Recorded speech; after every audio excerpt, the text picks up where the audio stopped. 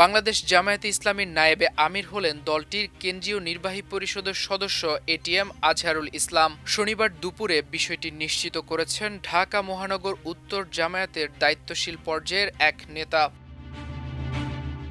জানা গেছে, মগবাজারে জামায়াতে ইসলামীর কেন্দ্রীয় কার্যালয়ে আজ সকালে কেন্দ্রীয় মজলিসে শুরার অধিবেশনে জামায়াতের আমির ডাক্তার শফিকুর রহমান ২০২৬ থেকে ২০২৮ মেয়াদে নায়েবে আমির হিসেবে দায়িত্ব পালনের জন্য এটিএম আজহারুল ইসলামের নাম প্রস্তাব করেন, যা পরে গৃহীত হয়। দলের অভ্যন্তরীণ নির্বাচন কমিটির কার্যক্রম অনুযায়ী আজই নায়েবে আমির হিসেবে শপথ গ্রহণ করবেন আজহারুল ইসলাম।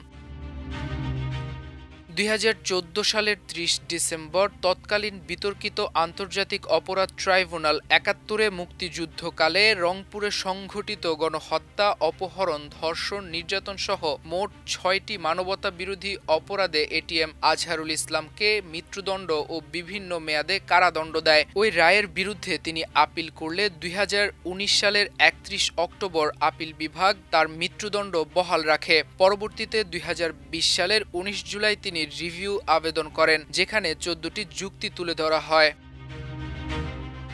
গত বছরের ৫ আগস্ট গণঅভ্যুত্থানের ফলে দেশের পট পরিবর্তন হয়। এরপর চলতি বছরের ২৬ ফেব্রুয়ারি প্রধান বিচারপতি সৈয়দ রেফাত আহমেদের নেতৃত্বাধীন আপিল বিভাগ এটিএম আজহারুল ইসলামের আপিলের শুনানির অনুমতি দেন। নিয়মিত আপিলের শুনানি শেষে ২৭ মে আদালত রায় ঘোষণা করেন। রায়ে তাকে সব অভিযোগ থেকে খালাস দেওয়া হয়। এতে প্রায় ১৩ বছর কারাবন্দী থাকার পর গত ২৮ মে কারামুক্ত হন আজহারুল ইসলাম। কারামুক্ত হওয়ার পর তাকে নির্বাহী পরিষদের সদস্য নির্বাচিত করে জামায়াত। এবার দলের অন্যতম শীর্ষ পদ নায়েবে আমির হিসেবে শপথ নিতে যাচ্ছেন তিনি।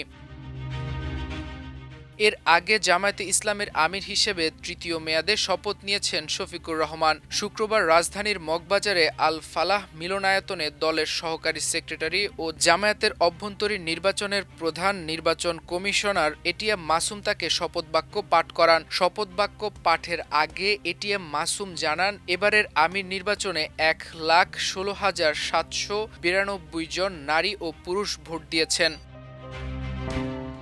শপথ গ্রহণ অনুষ্ঠানে দেশের বিভিন্ন রাজনৈতিক দলের শীর্ষ নেতা, জামায়াতে ইসলামীর কেন্দ্রীয় নির্বাহী পরিষদ, কেন্দ্রীয় কর্ম পরিষদ এবং কেন্দ্রীয় মজলিসে শুরার সদস্যরা উপস্থিত ছিলেন।